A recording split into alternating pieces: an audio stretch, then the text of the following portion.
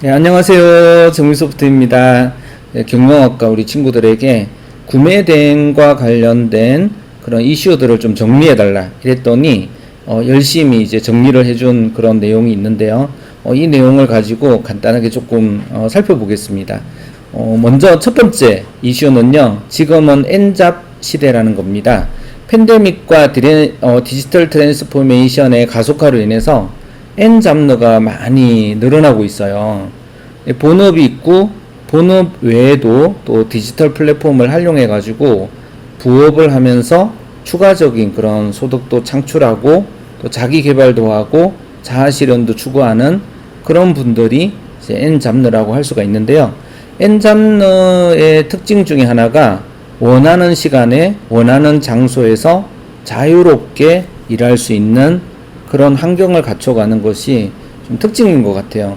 과거에는 한 직장에 들어가게 되면 평생 직장이라고 해서 은퇴할 때까지 계속 다니고 막 그랬었잖아요. 근데 요새 이제 N잡러들은 소프트웨어 개발 등 특정 기술을 가지고 자기 능력을 발휘할 수 있는 조건을 갖추고요.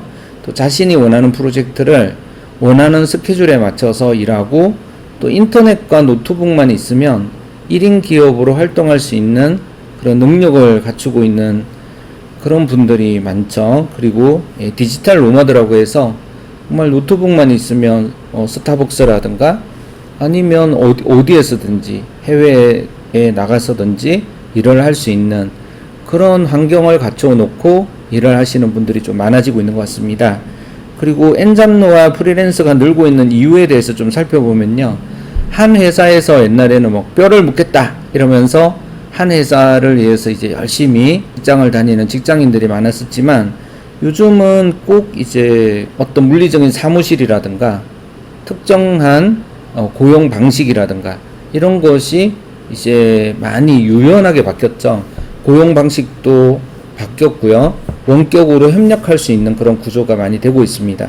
특히 이번에 이제 코로나19를 겪으면서요. 업무의 대부분이 원격으로 가능하다는 것을 많은 분들이 알게 된 것 같아요.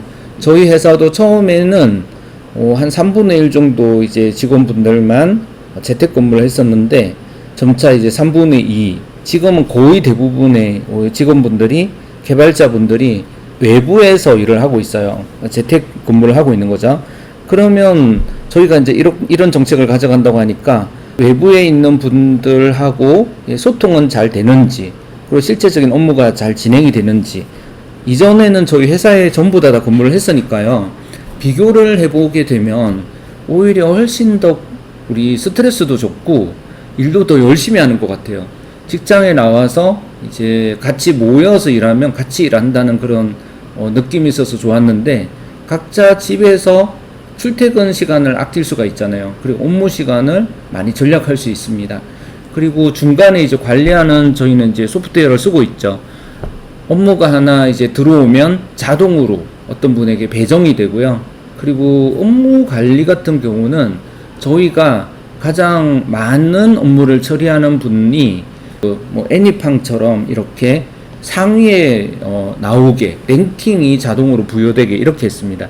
랭킹이 낮다고 해서 저희가 페널티가 있고 이러진 않는데 그거 자체가 상당히 업무를 서로 경쟁적으로 하게 되는 그런 동기 유발이 되더라고요. 이런 시스템을 갖추고 또 카톡이라든가 이런 것을 적극적으로 활용을 하니까 거의 대부분의 업무가 원격으로 다 가능하다는 것을 저희가 알게 되고요. 저도 개인적으로는 이제 혼자 일하는 게 훨씬 편하고 스타벅스라든가 제가 원하는 장소에서 또 지방이나 아니면 여행을 가서 새로운 장소에서 일을 하는 이런 걸 좀 선호하는데요. 그런 것이 충분히 가능한 환경이 되는 것을 볼 수가 있었습니다. 하나의 일을 이제 하는 거기에서 벗어나서 여러 개의 일을 한다 이런 개념도 있지만요. 또 다양한 부업이라든가 또 활동들을 할 수 있는 역량들을 키워나가는 그런 것이 좋은 것 같습니다. 예를 들면 유튜브를 하면서 또 흥미있는 그런 분야의 글도 지속적으로 적고요. 그리고 뭐 책을 읽으면 그 내용에 대해서 유튜브에 올리기도 하고 맛집에 가게 되면 그 내용을 또 블로그에 공유도 할 수가 있는 거고요. 요즘 그런 SNS 플랫폼이라든가 플랫폼이 많잖아요. 거기에서 다양한 활동들을 하면서 나의 재능을 이용해서 부수익을 올릴 수가 있고, 또 구매 대행과 같이 온라인 비즈니스도 이런 소프트웨어 같은 걸 통해 가지고요 얼마든지 할 수 있는 상황이 되기 때문에, 그리고 요즘 본업보다 부업이 더 많은 수익을 만든다, 이런 얘기를 하시는 분들이 많으셔서 부업이 더 활성화되고 있는 것 같아요. 그래서 본업도 있고 또 부업도 있고 이러면 이제 엔잡러가 되는 거죠.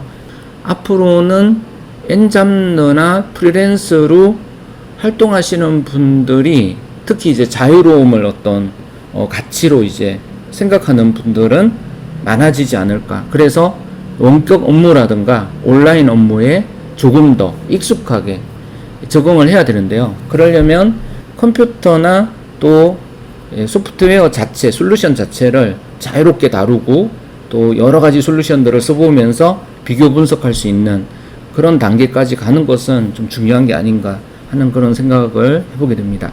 두 번째는 해외 직구 구매 대행 사업자의 납세 의무가 검토 대상이 되고 있다는 관세청 발표인데요. 관세청이 해외 직구 물품 구매 대행 업자들에게 납세 의무를 부여하는 방안을 검토하고 있다고 합니다.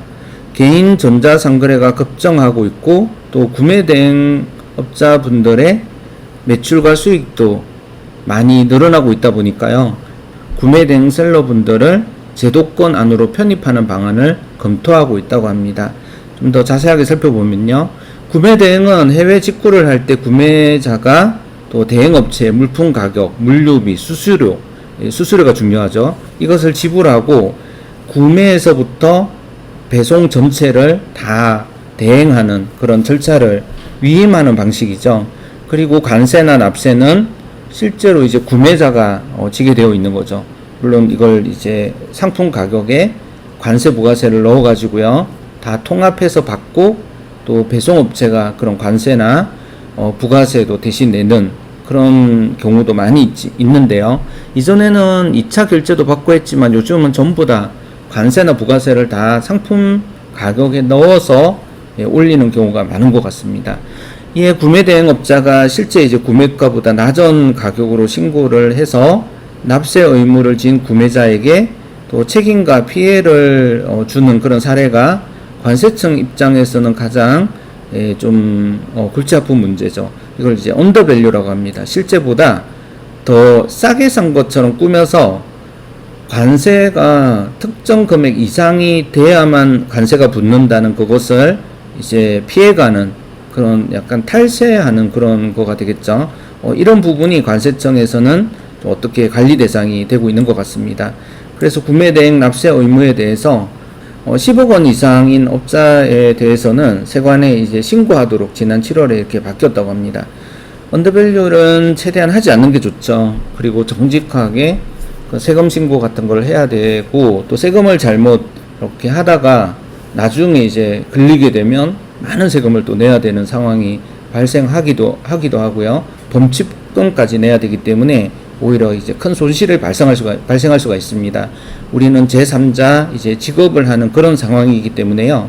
어떤 분이 어떤 제품을 사달라고 했고 그 제품을 얼마에 샀는지 이런 것들을 서류로 남겨야 되는데, 그때 이제 숫자를 조작한다거나 구매가를 조작해서 예를 들어서 뭐 200불 이상이면 관세가 붙는데 뭐 190불에 산 것처럼 실제로는 이제 한 300불 정도 되는 것을 190불 정도에 이렇게 산 것처럼 이렇게 꾸며가지고요. 그것을 이제 언더밸류를 하는 거죠. 가격을 낮추어서 관세를 안 내는, 관세 기준이 안 되게 해서, 그런 것들은 나중에 이제 관세청에 걸리게 되면요. 정말 많은 불이익을 이렇게 당하게 됩니다. 그래서 그런 부분은 정직하게 하시는 것이 좋다. 이게 대부분의 이제 의견이죠. 대행을 하는 업자이기 때문에 더 그것을 맡기신 분들이 피해를 이렇게 어떤 납세상에 불이익을 받지 않도록 잘 해드리는 게 또 중요한 것 같습니다. 그리고 상품 기획을 위한 트렌드 파악하는 방법을 세 번째로 한번 알아보려고 하는데요. 해외 구매 대행 쇼핑몰을 운영하는 우리 셀러분들하고 또 뿐만 아니라 쇼핑몰 운영자 전체가 다 상품 기획과 또 MD 능력은 아주 중요한 것 같아요. 어떤 상품이 잘 팔릴까, 이것을 예측하고 잘 팔리는 상품을 찾아내는 그런 것에 항상 집중을 해야 되는데요. 정답을 간단하게 살펴보면 상품 트렌드에 대한 관심, 그리고 철저한 시장 조사. 말은 되게 쉽네요. 그죠? 근데 직접 하려면 이게 쉽지가 않습니다. 상품 트렌드에 대해서 계속 관심을 가져야 되겠죠. 요즘 어떤 제품들이 많은 분들이 찾고 있는지, 그리고 실제 이제 시장 조사도 하는 시장 조사 방법을 또 연구를 해보는 그런 게 중요한 것 같은데요. 해외 구매 대행을 시작하는 셀러라면 통계청에서 제공하는 자료도 한번 보시면 좋을 것 같아요. 트렌드 파악과 방향성을 잡는데 이런 통계청 자료가 많이 도움이 되죠. 통계청 홈페이지에 가가지고요. 국가 통계 포털이라는 메뉴에서 국내 통계, 주제별 통계, 도소매에 가서 온라인 쇼핑 동향 조사에 들어가 보면요. 국가별, 상품군별, 온라인 쇼핑, 해외 직접 구매액 자료를 볼 수가 있습니다. 이 데이터가 실제 일어난 이제 역직구의 그런 실적 자료이기 때문에 수시로 이런 것들을 참조해 보셔가지고요. 어떤 제품들이 많이 판매가 되는지 통계 데이터를 살펴보는 거 좋은 것 같습니다. 해외 직구 구매 대행 시장은 매년 20-30%, 어떨 때는 막 50%씩 100%까지 성장을 했었죠. 그러다가 2020년에 이제 코로나가 생기면서 국가 간의 이런 항공기 운항 이런 게 많이 줄어들고 물류가 이제 묶이게 되면서 성장률이 12%로 주춤했는데요. 21년에 다시 33% 성장률을 보이면서 빠르게 회복됐죠. 그 아이템 스카우트 이런 것을 통해 가지고 스마트 스토어, 이커머스 셀러 키워드 분석 툴이죠. 아이템 스카우트 저도 이제 유료 회원으로 가입했는데요. 그것을 통해서 키워드 분석을 하는 그런 경우도 많이 있습니다. 이것도 이제 다들 사용하시니까 조금 시들시들해졌고, 네이버나 쿠팡이나 지마켓 같은 곳에서 실제로 판매가 잘 되는 제품을 필터링 해가지고요. 그런 제품들을 또 비슷하게 올리는 그런 방법도 요즘 많이 하시는 것 같습니다. 어쨌든 구매 대행 셀러로서는 어떤 방향성을 가지고 또 상품 기획, 또 MD를 할 수 있는, MD로서의 그런 역할을 할 수 있는 그런 역량을 키워나가면 좋은데요. 이런 자료들이 제시하는 그 통계 자료들을 계속 살펴보면서 어떤 상품들이 많이 판매가 되고 또 트렌드가 되고 있는지 살펴보시면 좋을 것 같습니다. 특히 블로그라든가 유튜브 같은 곳에도 보시면요. 이전에 이제 오래전에 올린 자료를 필터링 할 수 있어요. 기간을 좀 정해가지고 구글 같은 데서 검색을 하실 때요.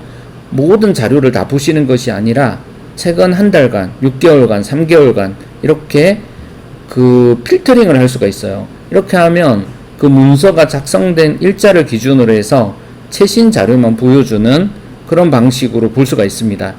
유튜브도 가장 최근에 이제 한 달 안에 적어도 이제 석 달 넘어간 거는 제가 보기에는 크게 보실 필요가 없는 경우가 많아요. 블로그도 마찬가지겠죠. 그런 자료들을 잘 살펴보면서 어떤 트렌드 그런 것을 계속 연구해 나가시면 좋을 것 같습니다. 해외 직구 상품이 판매가 되고 있는 네이버 쇼핑의 그런 변동사항들을 자주 보시면 좋을 것 같고요. 이런 그 데이터들을 계속 소개해주고 분석하는 툴들을 설치해서 자주 보시는 것이 이런 트렌드를 파악하는 좋은 이제 방법이라고 할 수 있겠습니다. 이런 내용들 잘 참조하셔서 구매 대행 셀러로서 좋은 성과를 내셨으면 좋겠습니다. 감사합니다.